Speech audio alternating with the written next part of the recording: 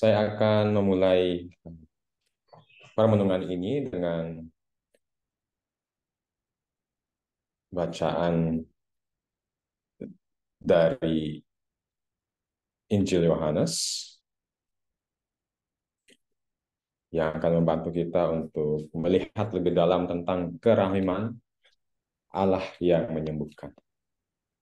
Mari kita siapkan hati kita, diri kita untuk mendengarkan sabda Allah.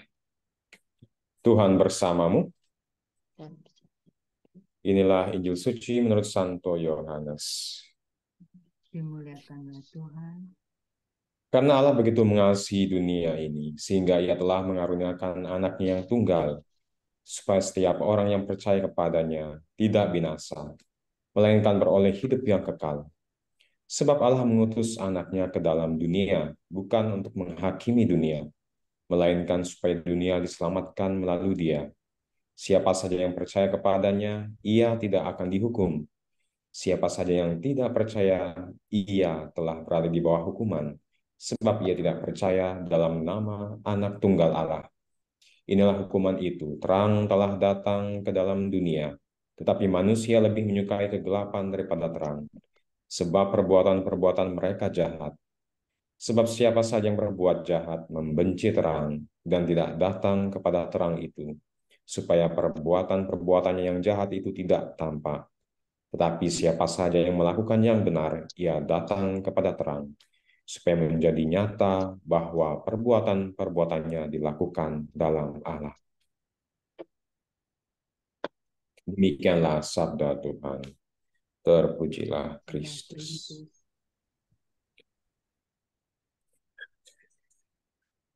Baik, sekali lagi selamat sore semuanya, Bapak, Ibu, saudara-saudari yang terkasih dalam Tuhan kita Yesus Kristus. Hari ini kita mau menggali bersama tentang kerahiman ilahi yang menyembuhkan. Tentu saja hari ini kita bersukacita karena kita merayakan peringatan secara universal. Gereja merayakan hari ini peringatan Santa Maria Faustina Kowalska.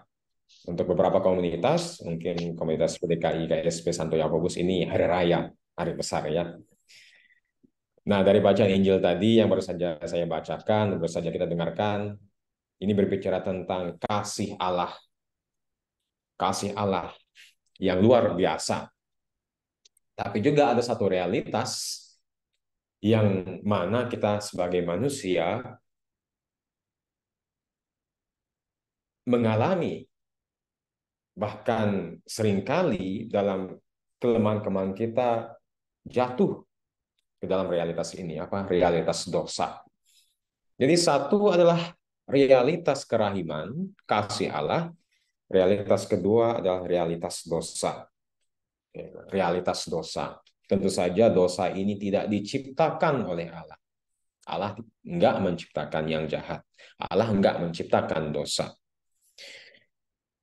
Tetapi Allah begitu menghormati kebebasan kita, kehendak bebas kita, karunia akal budi kita. Namun karena bujukan si jahat, karena kelemahan kita juga, kita memutuskan untuk jatuh ke dalam rayuan si jahat, jatuh ke dalam dosa. Tetapi kerahiman Allah luar biasa. Realitas kerahiman kasih Allah itu lebih besar daripada realitas dosa. Ini yang harus menjadi fokus kita. Ini yang harus menjadi sumber sukacita kita. Ini yang harus menjadi pengharapan kita. Bahwa seberapa kotornya kita melihat diri kita, seberapa jatuhnya kita ke dalam lumuran dosa, seberapa mudahnya kita berpikir bahwa kita ini nggak pantas di hadapan Allah, tetapi kasih karunia Allah lebih besar, jauh lebih besar dari dosa-dosa kita, dari kelemahan kita. Itulah kabar baik. Itulah kabar baik. Tetapi sekali lagi, dosa manusia ini yang mengantar Sang Putra kepada penghakiman di kayu salib, melewati penderitaan di kayu salib. Jadi jangan juga menganggap enteng dosa-dosa kita. Karena setiap dosa-dosa kita ini sama saja memberikan luka-luka baru kepada Allah. Kristus yang disalib. Tetapi meskipun luka-luka kita ini besar, setiap dari kita melihat ketidakpantasan kita, tetapi sekali lagi, jauh lebih besar kasih karunia Allah, jauh lebih besar kerahiman ilahi. Kerahiman inilah yang menyembuhkan kita. Artinya kita enggak dibiarkan terlantar, kita enggak dibiarkan untuk jalan sendiri. Meskipun kita tahu bahwa keputusan untuk jatuh ke dalam dosa adalah penyalahgunaan, penyelewangan kehendak bebas kita.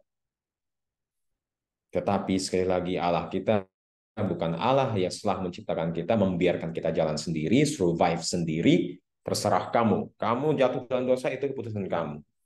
Allah kita nggak seperti itu. Sejak dari awal Adam dan Hawa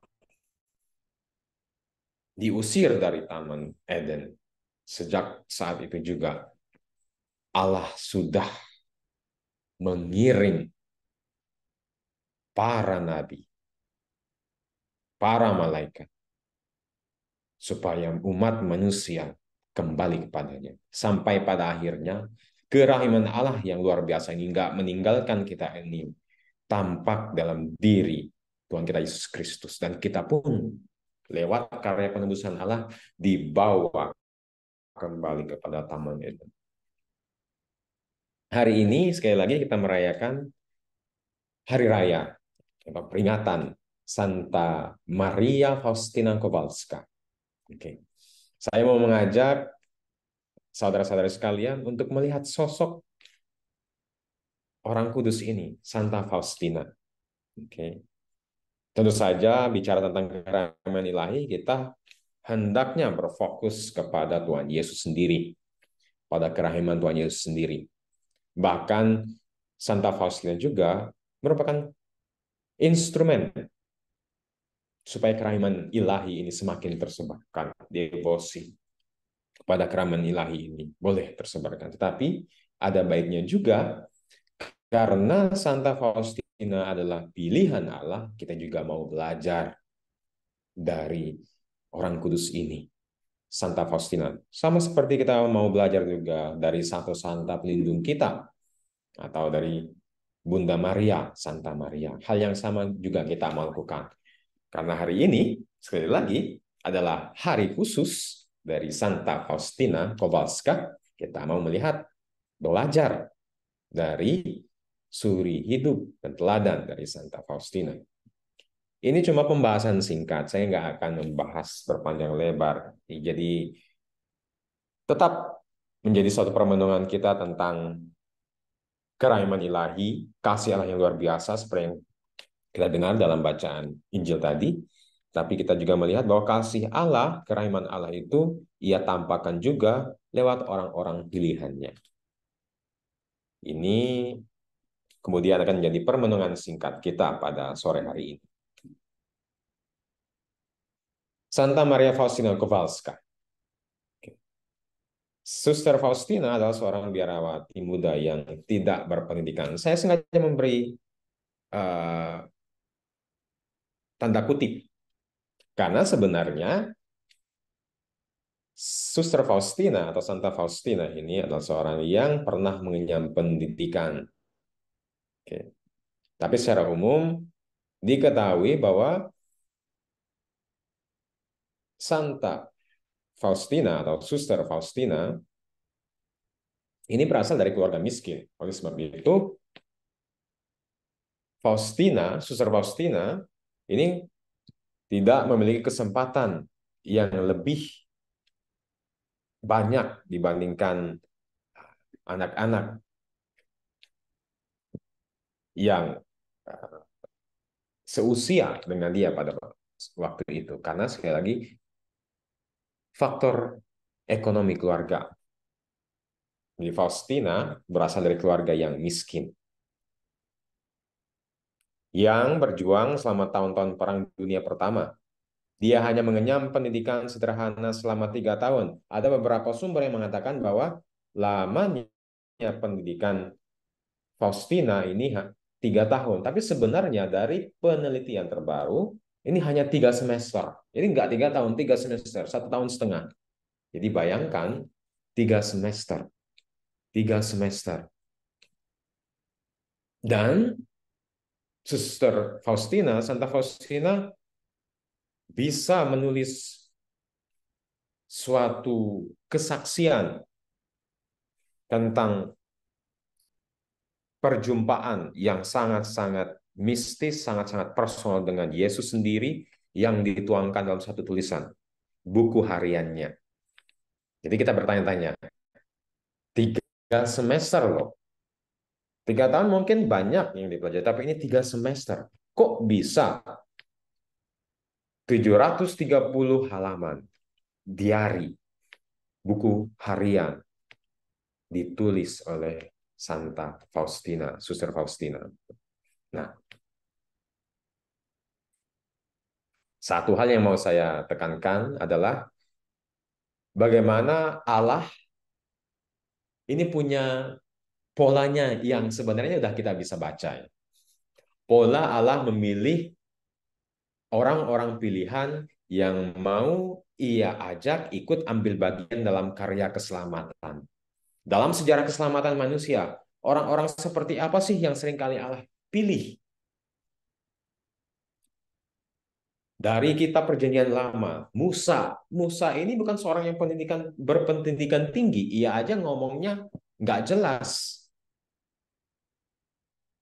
Raja Daud dipilih Allah, tetapi kita tahu bagaimana kehidupan Raja Daud. Nggak jelas, jatuh dalam dosa. Yeremia juga merasa nggak pantas karena ia masih muda. Nabi Nuh juga lari dari kenyataan sebagai orang yang dipilih Allah untuk misi pertobatan. Kita tarik terus sampai pada perjanjian baru. Sampai pada perjanjian baru. Santo Yosef, siapa dia? Seorang tukang kayu. Bunda Maria, kaum Anawim, kaum sederhana. Makanya kita dengar di Magnificatnya Bunda Maria ini berbicara tentang realitas kaum Anawim, kaum sederhana. Ini nyanyian dari kaum miskin. Kita tarik lagi para rasul. Oke, siapa para rasul? Orang-orang yang nggak berpendidikan. Petrus misalnya, seorang nelayan. Banyak lagi. Saulus menganiaya para pengikut Kristus, dipilih oleh Allah. Kalau kita lihat di apa istilahnya genealogy itu, silsilahnya Tuhan Yesus, nama-nama yang tercantum di situ adalah nama-nama yang kita nggak kenal, yang nggak punya pengaruh di masyarakat, tapi dipilih oleh Allah. Ini kak, ini karya Allah yang luar biasa, kerahman ilahi yang menyembuhkan. Apa? Ini suatu penghiburan bagi kita bahwa di mata dunia mungkin kita ini nggak pantas, di mata dunia mungkin kita ini kecil, nggak ada tempat. Mungkin seringkali kita juga melihat diri kita tidak pantas karena dosa-dosa kita, karena kelemahan kita, ketidakmampuan kita. Tetapi kalau Allah yang sudah memilih, Allah akan memampukan. Suster Faustina juga dipilih, berasal dari keluarga miskin, tidak berpendidikan cukup. Tapi ia dipilih untuk mengemban tugas yang sangat penting. Karena Allah bisa menulis garis lurus dengan menggunakan garis-garis bengkok. Inilah kerahiman ilahi yang menyembuhkan. Poin pertama yang mau saya ajak Bapak, Ibu, Saudara-saudari renungkan. Ini penghiburan luar biasa. Bahwa seringkali di mana kita melihat kita ini nggak pantas karena dosa-dosa kita, karena kelemahan kita, masa lalu kita yang suram, seringkali kita melihat diri kita, mendefinisikan diri kita, menjadikan diri kita berdasarkan pengalaman masa lalu kita, kejatuhan kita, dosa-dosa kita. Di mata Allah kita ini istimewa. Jadi bagaimana sikap kita? Buka hati kita.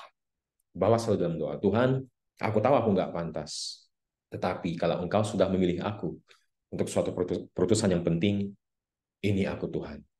Jadilah aku sebagai instrumen. Itu yang kita bisa pelajari dari Suster Faustina. Diri kita ini sungguh berarti di mata Allah. Poin pertama, Allah bisa melukis, membuat garis lurus dari garis-garis bengkok. Kelemahan kita ini garis-garis bengkok. Keberdosaan kita, garis-garis bengkok. Ketidaksempurnaan kita. Tapi lewat masa lalu kita, kecuraman masa lalu kita, dosa-dosa kita, ketidakpantasan kita, ketika Allah sudah memilih kita, Allah akan gunakan cerita-cerita kita ini menjadi ceritanya. Jadi buka hati kita, siapkan diri kita, biarkan Allah yang bekerja dalam hidup kita. Biarkan Allah yang menyembuhkan luka-luka kita. Kemudian ada yang bertanya tadi, bagian awal. Loh kok bisa Santa Faustina menulis buku harian, kesaksian tentang pengalaman rohaninya, terutama tentang pesan dari Tuhan Yesus sendiri, 730 halaman. Kok bisa? Oke, buku catatan ini ada penjelasannya. Pertama-tama, Helenka, itu nama aslinya, Suster Faustina ini tidak memulai pendidikan dasarnya seperti yang biasa dilakukan pada usia 6 tahun. Sebaliknya, ia memulainya pada usia 12 tahun. Masalahnya, ada sekolah untuk anak-anak Polandia yang ditutup ketika dia masih kecil, karena kehidupan keluarga yang tinggal di zona perang. Jadi, waktu itu masih perang. Jadi, mulainya usianya 12 tahun. Karena ayahnya pasti bisa membaca, jadi mungkin ayahnya sudah membantu Helenka, atau nantinya menjadi Suster Faustina ini, membantunya untuk mulai membaca. Oke. Jadi sebenarnya bukan Helenka atau Suster Faustina ini tulis-menulis, tapi sebenarnya sudah ada didikan lebih awal. Bagaimanapun, kita mengetahui fakta bahwa ketika ia akhirnya bersekolah di sekolah lokal di desa Swinice, dia menyelesaikan sebagian besar kurikulum dasar sebelum harus keluar lagi karena dia terlalu tua untuk melanjutkan. Itu yang pertama. Jadi, ayahnya mengajarkan membaca. Kedua, kita mengetahui dari sumber sejarah bahwa gurunya menyayangkan anak pandai seperti ini. Jadi sebenarnya Helenka atau Suster Faustina ini adalah seorang yang pandai. Oke, jadi bukan seorang yang karena kurang pendidikan. Ini catatan beberapa sumber, kurang nggak berpendidikan, 3 semester aja. Tapi sebenarnya Suster Faustina ini seorang yang pintar. Kemudian ya penekanannya pada saat itu pendidikan ini lebih kepada berpusat kepada membaca, menulis, dan berhitung. Oke, jadi ini penjelasan mengapa dalam tulisan-tulisannya Suster Faustina bisa menulis sampai di 730 halaman. Jadi pelajaran penting apa? Terkadang kita melihat orang lain, latar belakangnya seperti ini, kita mudah menghakimi. Tapi sekali lagi, Allah yang punya rencana tersendiri. Jadi kita harus belajar untuk tidak cepat menghakimi, tapi melihat segala sesuatu dari kacamata Allah. Kesabaran. Poin kedua yang mau saya tekankan tentang kereman Allah yang menyembuhkan. Melihat segala sesuatu, setiap orang, lewat kacamata Allah. Tidak mudah menghakimi. Nah, kita tahu tujuan sebenarnya dari buku harian ini adalah untuk mendokumentasikan instruksi Yesus tentang kerahimannya, rahmatnya yang tak terbatas, keadilan Tuhan yang adalah sebuah kenyataan, dan hari kiamat sudah dekat. Tetapi jangan sampai kita lupa. Kita mungkin ditakutkan oleh dosa-dosa kita. Apakah saya ini bisa bertobat? Tapi yang bisa kita pelajari dari Suster Faustina tentang kerahman Allah yang menyembuhkan apa? Rahmat, kebaikan, dan cinta Allah tidak akan menolak siapapun. Yang penting kita mau berpaling dengan penuh kepercayaan kepada rahmat-Nya dan mohon ampun atas dosa-dosa kita. Lewat permenungan singkat ini, melihat kisah hidup Santa Faustina, pertama kita belajar bahwa Allah bisa menulis, membuat garis lurus dari garis-garis bengkok. Allah punya caranya tersendiri menggunakan, menjadikan orang-orang yang di mata dunia nggak pantas, lemah, tapi Allah jadikan sebagai instrumen. Kalau kita saat ini sedang di posisi tersebut, buka hati kita. Kalau Allah sudah memilih kita, jangan takut. Kedua, kita melihat segala sesuatu lewat kacamata Allah sendiri, cara Allah melihat segala sesuatu. Karena kerahman Allah ini menyembuhkan kita dan orang lain yang kita lihat. Jangan cepat menghakimi. Dan yang ketiga, bahwa rahmat, kebaikan, cinta Allah ini tidak akan menolak siapapun. Ini sukacita yang terus kita rayakan. Setiap kali kita berdoa, kerahiman ilahi. Setiap kali kita belajar dari Santa Faustina. Kita mau juga bertobat, mengakui segala kesalahan kita. Dan kita mau berdoa, Jesus, I trust in you. Amin. Amin. Terima kasih Romo. Kami mohon berkat dan penutup dari Romo. Baik, setelah diserahkan oleh permenungan dan teladan kehidupan Santa Faustina dan dari bacaan Injil tadi, mari kita siapkan hati kita untuk doa penutup. Dalam nama Bapa dan Putra dan Roh Kudus. Amin. Allah Bapa sumber segala rahmat, Allah Bapa yang lewat kerahiman-Mu yang Kau pancarkan dalam diri Tuhan kami Yesus Kristus, yang Kau bagikan sebagai satu instrumen yang luar biasa, Santa Faustina, Kau tarik kami kembali kepada kerahiman-Mu. Kami mohon, ya Bapa, supaya kami terus dilingkupi oleh kerahiman-Mu. Kami disembuhkan dari segala dosa-dosa kami, kelemahan kami, ketakutan kami, kekhawatiran kami. Kiranya kasih dan kerahiman-Mu yang menjadi lebih besar dalam kehidupan kami, masuk ke dalam sendi-sendi kehidupan kami. Dan kiranya semangat hidup kami terus bersumber dari kesadaran, sembuhkan bahwa kami sudah ditolong, bahwa kami sudah ditebus oleh kerahiman-Mu. Untuk itu ya Bapa, jaga kami selalu, lindungi kami selalu dari segala yang jahat. Bahwa kami selalu terus dekat kepada hati Putra-Mu Tuhan kami Yesus Kristus, di mana kami boleh merayakan dan merasakan serta mengalami kerahiman-Mu yang luar biasa. Ini kami mohon dalam perantaraan Kristus Tuhan dan penyelamat kami. Tuhan bersamamu. Semoga Allah yang Maha Kuasa memberkati saudara sekalian, Bapa dan Putra dan Roh Kudus. Amin. Kita mendengar